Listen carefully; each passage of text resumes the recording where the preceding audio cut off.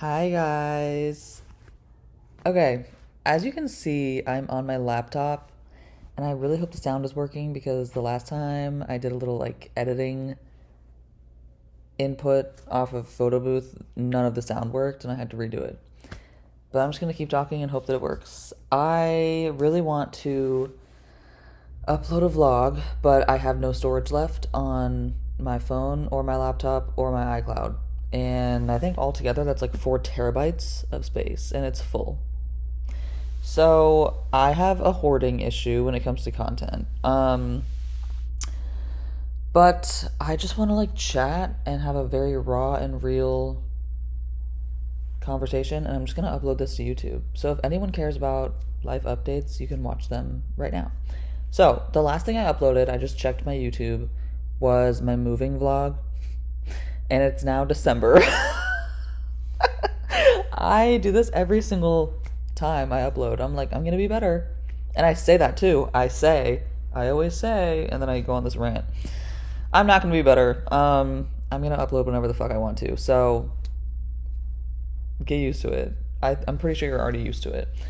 But the video before that was my life updates. I was hospitalized video, which I didn't even go into depth on. I was like, okay, really quick.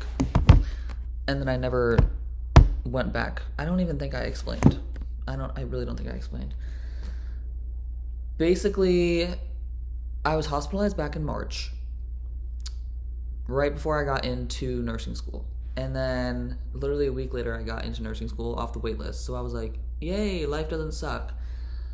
Then I moved to the city where my nursing school is, which it's public information, but I'm just not gonna, I don't know. I feel weird about saying it all the time. And the hospital system here, where I do clinicals and stuff, is very good. So I called them, I explained, I'm like, I need an appointment because I didn't get a referral because my hospital experience when I was hospitalized was horrible. It was really bad. I'll go into it in a second.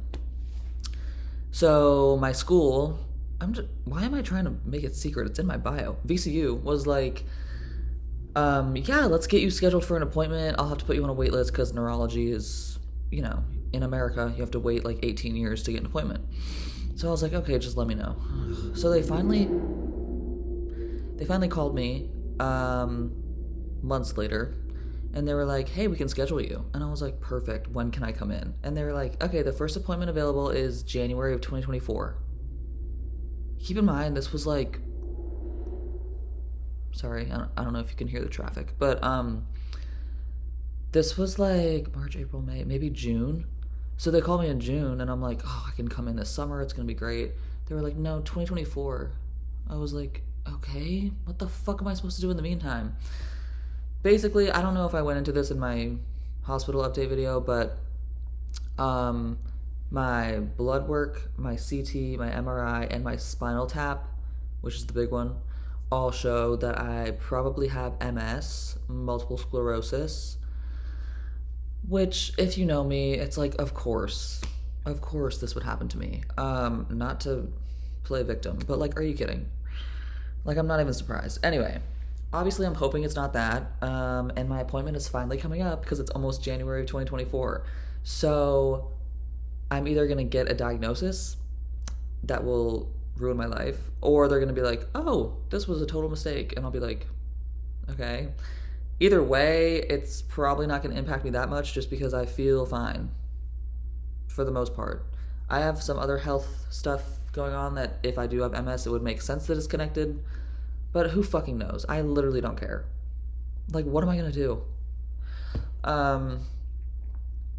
So yeah, that's that. It's kind of just a stressor that's always in the back of my mind, but I also don't really care.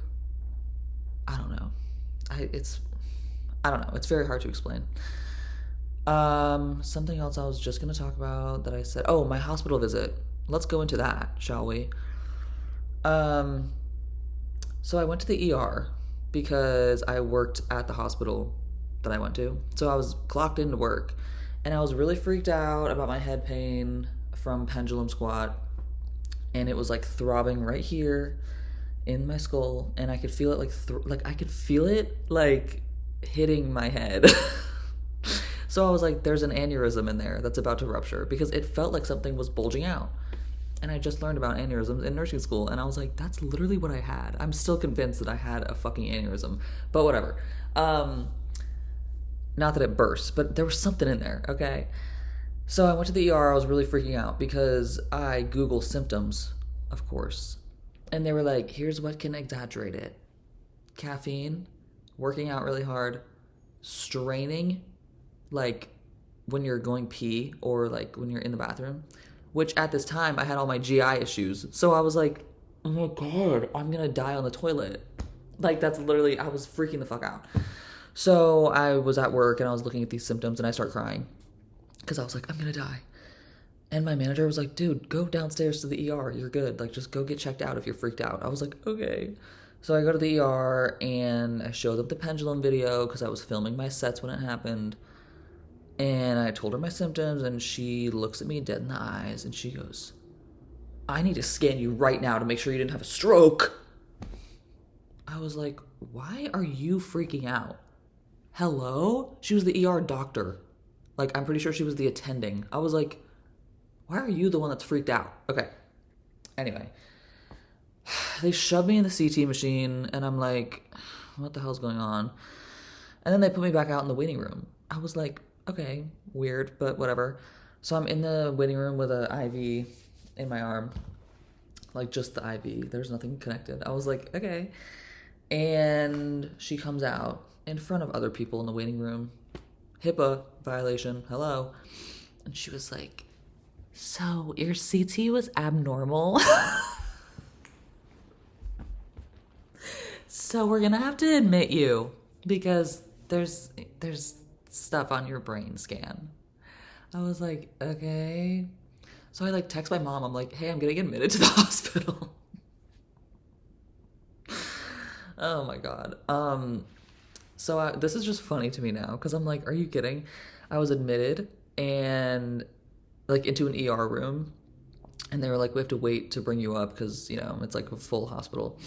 And they were like, we put you on stroke alert. So you're like next in line for the MRI because we need to get like a repeat. We need another scan to make sure that it's whatever. I was like, okay, so did I have a stroke? And they were like, we don't know. They wouldn't, you know how doctors are like, well, we'll monitor. I'm like, just tell me what's going on. They didn't. Anyway, so then I finally it's probably like 5 hours later, and I get brought up to like a legit hospital room. I look at the board, you know, the whiteboard where they're like, hi, you're nurses, whatever. I was in an oncology unit.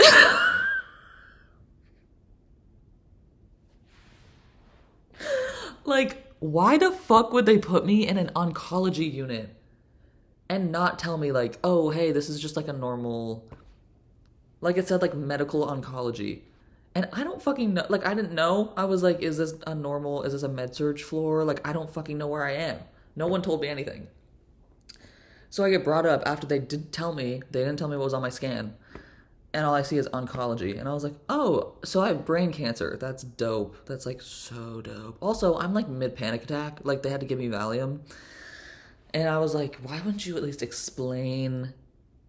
It was just really bad. It was just really, really bad. And also like my first semester of nursing school, we learn all of that day one is like explain to the patient what's happening. Make them feel comfortable. Like if you see that they're freaking out, like talk them down. Like get the doctor to explain. Like day one of school, and not one single employee in this hospital was like, it's okay. Literally everyone sucked. Also, the nurses were really mean to me. I was like, okay. It was just not a good experience. Okay, on top of that, the internal med doctor, if I see that man in public, he was so rude. So rude. I was like, okay. I told him I was a bodybuilder because he was like, why are you here? And I was explaining that I train really hard, but I know what I'm doing and blah, blah, blah. Because I feel like when I bring up the gym, people are like the ER doctor, she was like, you just can't train anymore. That's absurd. That video is crazy. I was like, it's a pendulum squat. Like, it's not, what do you think? Okay.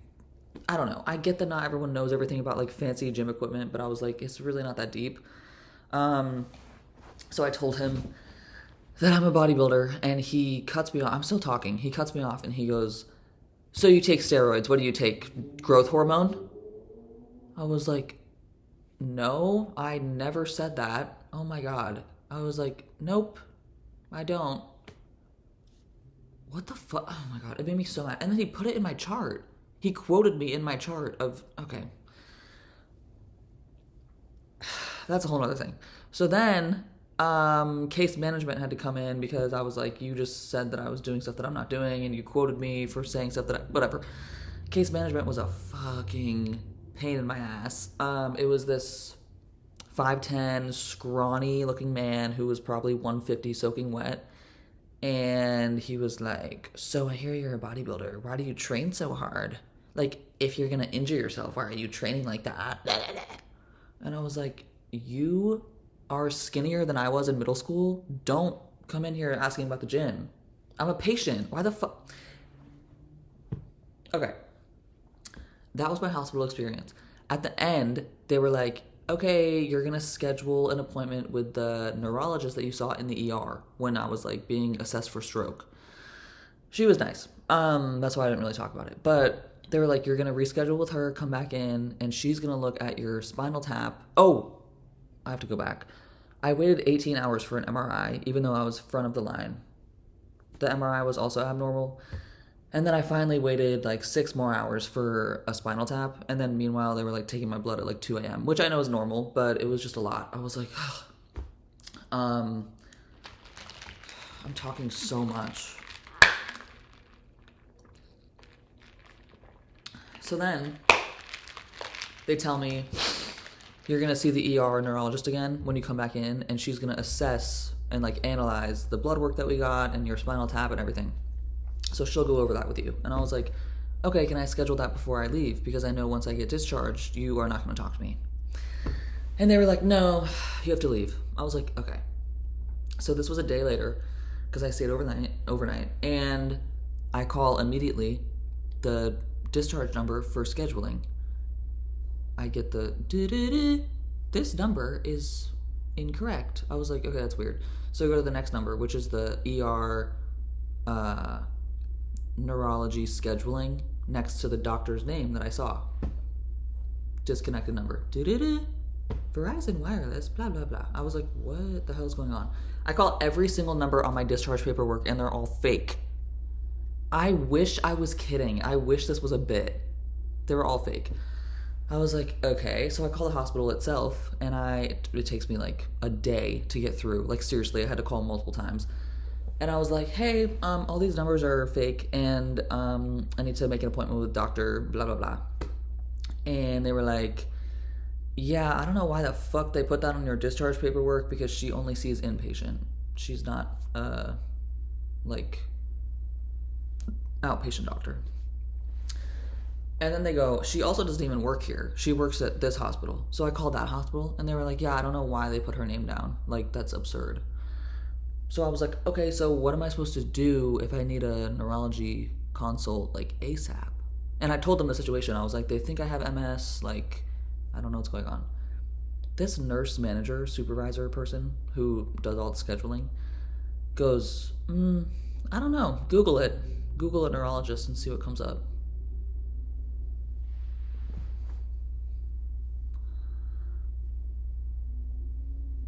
So that's what I did. And then here's where I call VCU and they're like, okay, you can come in 2024. So finally, I'm up to date on my little update. So my appointment, I think, is January 9th or something like that. Obviously, I'll look it up before I go. But so far, they seem nice. Like, I asked them, did you get all my transferred paperwork that I had to send? My hospital wouldn't even send it. They were like, you have to fill out we're not going to send it if it wasn't a referral. I'm like, whatever. So I finally sent everything. VC was like, yeah, we got it. You're good. I was like, okay. So hopefully, fingers crossed, it's not MS. But the big telltale sign of MS is a spinal tap, and that shit was abnormal. So hopefully it was just a lab error. It wasn't. But I don't know. So I'm going to update about that. And I think it's important because I saw this girl on TikTok who was like lifting weights and it was like a motivational video. And then the caption was like, I forget how she worded it, but she basically was like, being a bodybuilder while having MS, LOL. And I was like, so it's possible. Because I've been really struggling with the fact that it's probably gonna debilitate me eventually. It's just weird to think about that, like, I, number one, have a future as a person. I just, like, don't see past a certain date for myself. And then that number two, I'll probably be, like, using a walker. It's just scary. It's really scary. So when I saw that girl's video, I was like, oh, like, other people are dealing with this. So I think it's important to update about it. Not that anyone's watching 15 minutes into this video, but I think I'm just gonna do more videos like this. I honestly don't really care. If you want to watch it, you can. If not, let it play in the background for the views. I don't know, but yeah. So that's my health update. Also, I have really high test. I have a lot of blood values going on, but whatever. That was a random update. Update number two, the last time you guys saw me, I had basic bitch hair, and now I have a cool shag. Okay? I really like it. It's kind of driving me insane in the gym because this whole layer on top is very short. So when I do my low pony, it looks like I have a bowl cut. But I like it in general. I think it's cute. I think it fits my face and my personality very well. I just never really style it, so it's not really symmetrical because I never style it, but I enjoy it. What else? I'm about to start I'm about to have finals, and then I'm going to start my third semester of nursing school. I got a 100% on my cardiac pathopharm exam. I got every single question right. So I really love cardiac. I love the heart. I think it's so cool. I really want to do either nurse practitioner or CRNA, which I know are very different things, but I'm trying to decide where I want to go doctorate wise. Either way, I want to be like my own practitioner. Like I want to work alone. I don't want to be a bedside nurse forever. That was never really my goal, which I know is kind of taboo to say because people are like, you have to pay your dues. I'm like, I'm going to pay tuition. So either way, I'm going to be paying. But yeah, I don't know. I'm excited for my future, which is weird to say because usually in the past, I have not thought that I was going to have a future because I was so depressed, and now I'm just kind of like living life as a human, which is really weird. It's a weird feeling. I just got my check-in. Sorry, I just got my check-in back, and I just read it really quick. But overall, life is good, and I just feel like I needed to put something on my channel and like update you guys. And mostly, even though I talked about my health for the longest amount of time, it was mostly just about my hair because I was like, the last video on my YouTube, I have ugly ass hair. So I had to update, okay? I think I look good. But physique updates are on my Instagram. Life updates are on my Instagram every day. I just felt like I needed to put something out there. Something raw, real, mostly uncut. So yeah.